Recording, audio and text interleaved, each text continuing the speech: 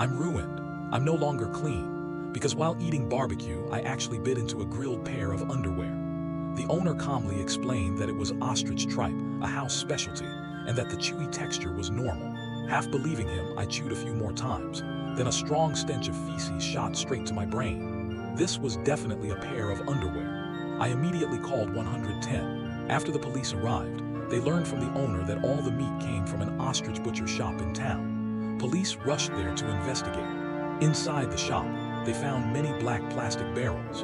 When opened, they were filled to the brim with marinated ostrich meat, all seasoned with cumin. Nearby, large wine jars contained over 40 ostrich eyeballs soaking inside. In a wardrobe in the back kitchen, more than a dozen ostrich skins were hanging neatly. Even the police felt nauseated looking at the scene. The shop owner, Zhang Yongming, was taken into custody. When questioned, police asked him how many people he had killed. Zhang smiled and replied casually, "I've been killing from the last century to this one. How would I remember how many? Go check my house. For every set of clothes you find, that's one person." Police immediately searched his home. What they found was horrifying. They discovered 20 sets of clothing, most belonging to teenage boys. On the dining table was a half-eaten plate of shredded pork with green peppers. Forensic testing revealed residual human tissue in the dish. Zhang Yongming fully confessed to murder, dismemberment, and cannibalism.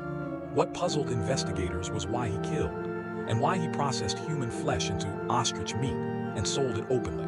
Zhang Yongming was born in 1956 in Nanmen Village, Jincheng, Yunnan Province, into an ordinary family. His mother had a violent temper and frequently beat him and his siblings over trivial matters. His brothers and sister, influenced by their mother, would also beat Zhang after being punished themselves, treating him as a punching bag. As a result, the Zhang family was disliked in the village. Classmates kept their distance from Zhang. His only friend was a boy named Xiaoliu. That friendship nearly ended in murder. One night, after staying out too late, Xiaoliu stayed overnight at Zhang's house.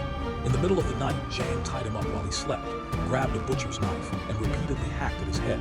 Xiaoliu screamed in unbearable pain, alerting neighbors who rushed in and saved him. Despite the brutality, Zhang was under 18 at the time. The incident was dismissed as sleepwalking, and he was sentenced to just 6 months of labor. By 1978, Zhang had grown into a young man and was working at a brick factory.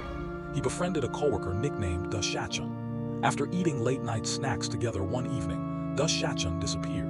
When his body was found, he had been dismembered and dumped in a cave, his limbs missing. Police quickly identified Zhang as the killer. The motive was robbery. Angry villagers jointly signed a petition demanding the death penalty. However, due to various reasons, Zhang was sentenced to death with reprieve. In prison, he behaved well and eventually received a commutation. After serving 19 years, he was released. For several years afterward, he appeared to behave normally. But starting in 2005, young men in the village began disappearing one after another. Because Nanmen Village had many illegal factories employing undocumented labor, police assumed the missing men had been trafficked into forced labor and did not investigate deeply. In 2008, the local government expropriated village land for development. Zhang received a large compensation payment.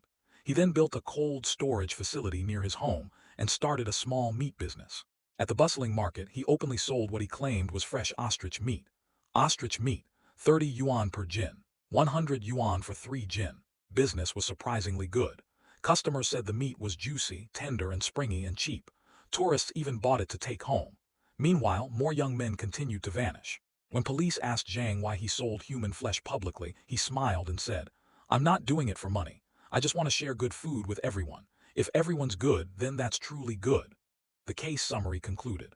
Zhang Yongming attempted to decapitate a childhood friend. In the 1970s, he murdered and dismembered a coworker. He was a sexual psychopath, targeting young, handsome, physically strong men. Over 8 years, he murdered at least 20 people.